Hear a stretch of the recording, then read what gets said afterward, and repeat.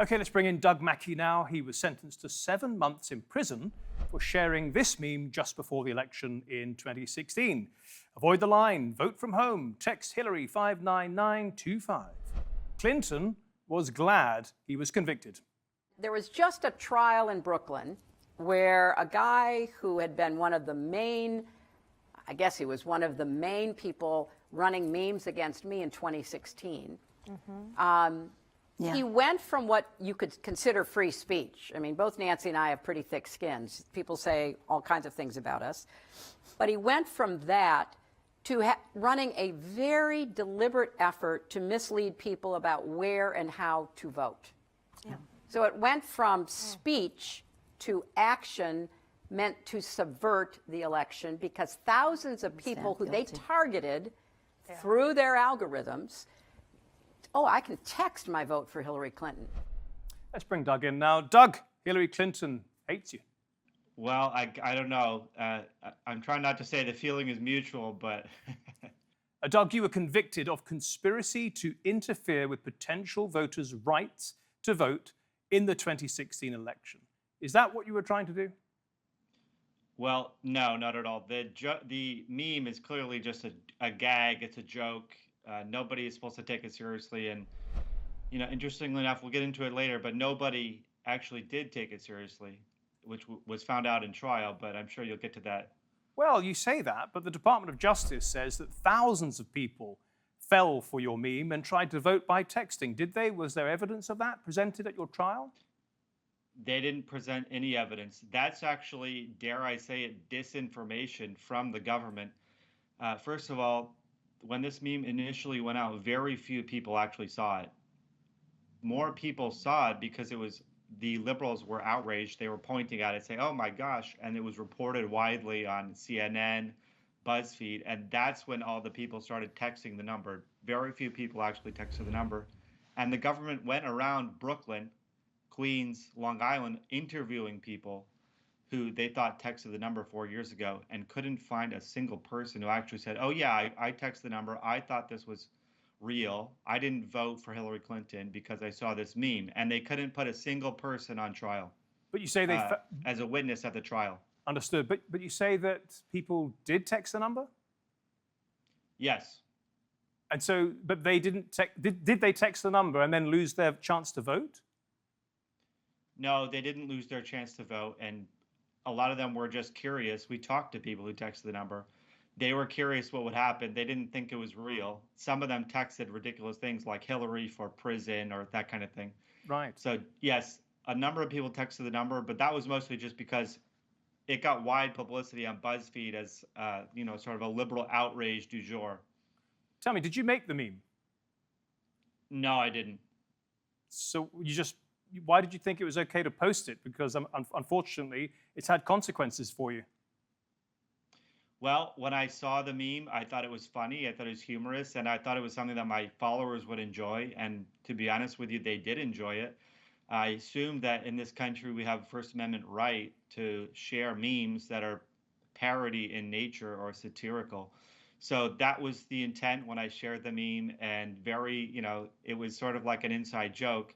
I was surprised that a guy named Professor McNee picked this meme up and sent it to BuzzFeed and all these news outlets to sort of give it all this publicity, because initially it was a very much so an inside joke. Very few people actually saw it. And you mentioned BuzzFeed. Is it correct that they described you as a white nationalist and essentially a danger to the election? And are you? Right. I think they did describe me like that in the 2016 election. So, no, I'm not a white nationalist. I don't think it was a danger to the election at all, especially when you consider, like I said, nobody was actually harmed by this meme. Most people, or I hesitate to say all people, I haven't found anybody who thought it was real. I haven't spoken to a single person yet who actually thought this meme was real. So it was all in good fun. It was in good humor. And you've appealed the verdict, presumably on the grounds that you have protection under the First Amendment? Yes, that is part of it. And there's also other due process arguments that we make, including that you need to have fair notice that what you're doing is a crime. So just posting this meme, it doesn't seem obvious to anybody that this would be a crime. It's not something straightforward like first-degree murder, second-degree murder, what have you. So there's a number of grounds. They also brought the case in a funny district that has nothing to do with the district that I was in when I posted the meme. So that's also a So, constitutional question in America. so that district is Brooklyn, I believe, and I imagine that's a strongly Democrat area. That's correct. And do you think that that made a difference in your conviction?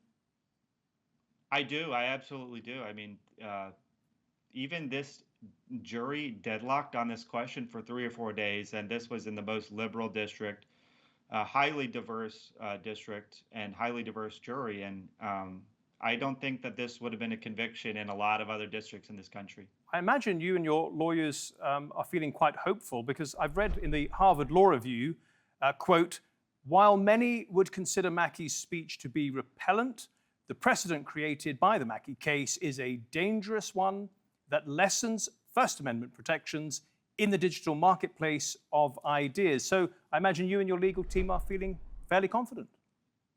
We're feeling very hopeful. We are at the Second Circuit Court of Appeals in New York, and if that fails, we have the Supreme Court. So we're feeling very hopeful. Hillary Clinton said that you used algorithms to target voters to subvert the election.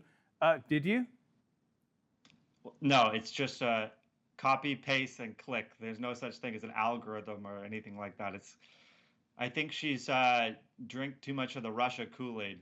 Okay. Now, the Department of Justice said that the defendant, meaning you, weaponized disinformation in a dangerous scheme to stop targeted groups, including black and brown people and women, from participating in our democracy. So not only were you trying to subvert democracy, but you were particularly trying to disenfranchise vulnerable minorities, women, and so on.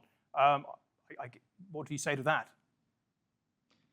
Complete nonsense. Complete nonsense. I mean, the idea, first of all, I think that their prosecution was disinformation. The way they brought it was very dishonest. And they didn't have any direct evidence. It was all circumstantial. They brought this in the most liberal district.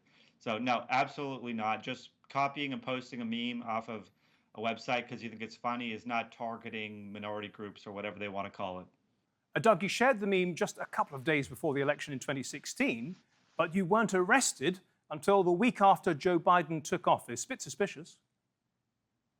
It is a bit suspicious, and the mainstream media even reported on this. I think it was Reuters or the New York Times that the Trump, the people in the DOJ didn't think this was a real case. They had to wait until Bill Barr resigned, and then they got their arrest warrant 2 days after Joe Biden was inaugurated. And I was arrested 7 days after he was inaugurated. So they hid this case. They sat on this case until they could find, a Democrat that would actually bring the case. And when the FBI came to your house, tell us about that. Well, it was pretty surreal. 7 a.m., get a knock on the door. FBI open up, and there's 4 FBI agents and a number of police officers as well saying that you're under arrest. And I said, for what? It's 7 in the morning, and I had no idea what I was under arrest for. And they wouldn't tell me until we went to the courthouse over here in Florida. So it was really surreal. All these officers, 2 from Florida, 2 FBI agents from Florida, 2 from New York. And it was bizarre. It was unbelievable. And I was taken away in the SUV in handcuffs and to my arraignment. Let me ask you something. Surely this experience and the trial itself has cowed you. Presumably you are not making memes for this election cycle. Well, it's funny. I don't really make memes. I am commenting on the election cycle. I haven't shared too many memes. It's not as much of a mimetic news cycle. I think Trump is creating his own sort of images and iconic images. We saw that at McDonald's. So I'm not cowed. I guess I won't be sharing any meme about, the time of the election or whatever, because obviously they're on, they're going to come after you for anything like that. But yeah, it's unbelievable. And dare I say that if the Trump DOJ was going around arresting Democrats for posting memes, it would be a national outrage. Doug Mackey, thanks so much for sharing your experiences with us. Really appreciate that.